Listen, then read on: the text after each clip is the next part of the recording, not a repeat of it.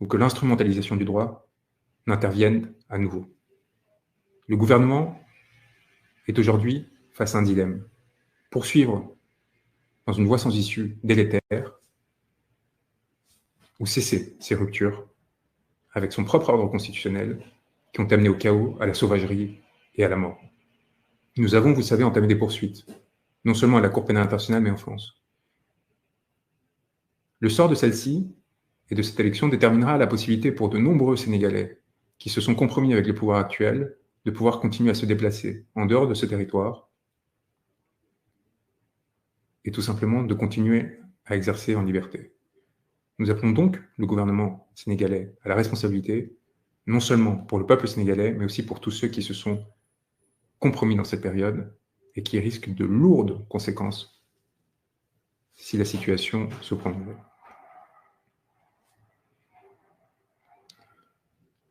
Je souhaite dire un mot aux Sénégalais qui penseraient que la suite dépend de l'État, des avocats ou des avocats de M. Sonko.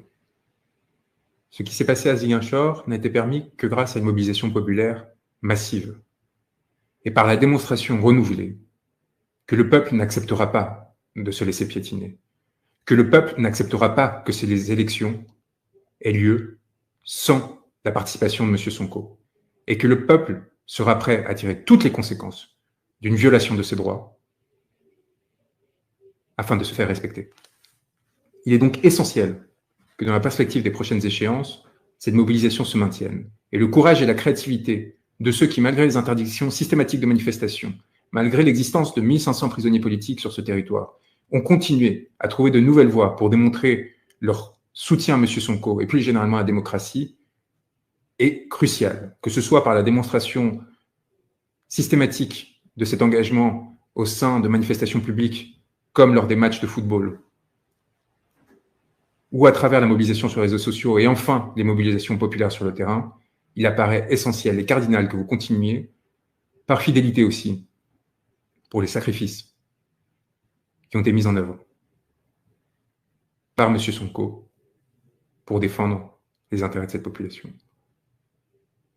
Celui-ci croit en son destin, n'est prêt à aucune forme de compromission, de négociation comme tant d'autres s'y sont voués. Il respecte et exige le respect strict de l'état de droit qui doit, de façon concomitante, lui permettre de se présenter sans condition et sans qu'il soit besoin de se compromettre ou de demander une quelconque assistance au pouvoir actuel.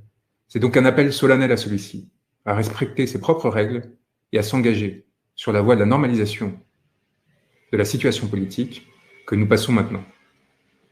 Nous vous appelons, Sénégalais, à protéger l'ensemble des personnes qui se sont engagées pour vous défendre, vous, vos intérêts et votre dignité, à vous assurer qu'ils ne seront pas touchés, à vous assurer que nulle main ne pourra venir sur eux pour les atteindre et les affecter.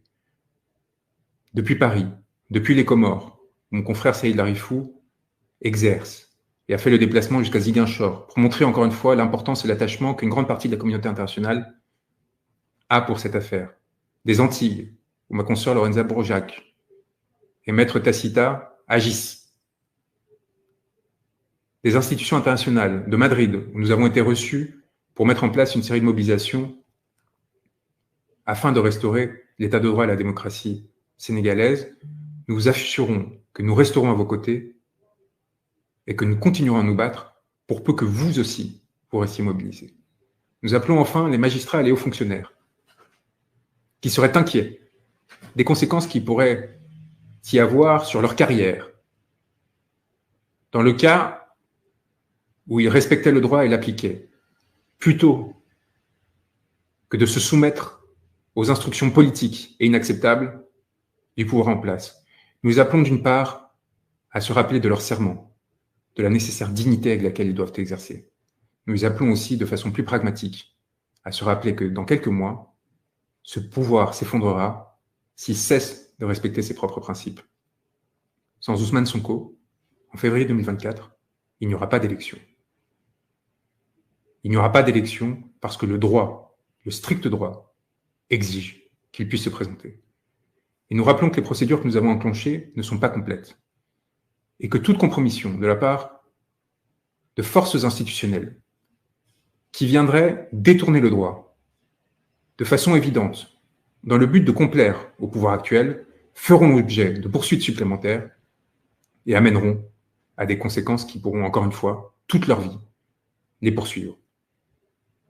Il n'y a pas de possibilité de négociation, que ce soit d'une autre candidature que celle de M. Sonko, que ce soit celle d'un décalage des élections comme cela a été un temps prévu, ou que ce soit évidemment la tenue d'élections sans des représentants de ce courant populaire massif qui s'est levé aux côtés de ce dernier. La communauté internationale le sait, l'a rappelé et indiqué encore récemment au pouvoir sénégalais lors de son passage aux États-Unis, rappelé la nécessité de tenir des élections inclusives et a pris acte de la décision de Ziguinchor qui, encore une fois, fera l'histoire. Je tiens à rendre hommage, encore une fois, une dernière fois, à l'ensemble de ses confrères qui, depuis Dakar, continuent d'exercer malgré les pressions qui sont les leurs, qui se sont déplacés à Ziguinchor pour arracher cette victoire essentielle. Nous sommes fiers de porter la même robe qu'eux, nous sommes fiers d'agir à leur côté, nous sommes fiers de continuer à marcher aux côtés de vous, peuple sénégalais.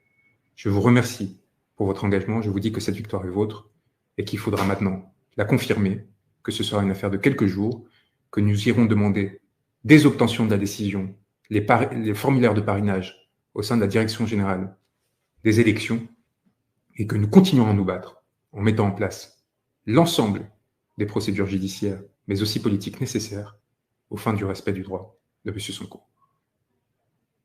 De pensées extraordinaires vous sont adressées et un rappel tout aussi important, l'exemple que vous nous avez donné à partir du mois de mars 2021, à nous tous qui sur le reste de la planète cherchons à notre mesure à lutter pour la dignité humaine et pour la possibilité pour les peuples de respecter et de faire respecter leur souveraineté, est une leçon qui ne sera pas oubliée.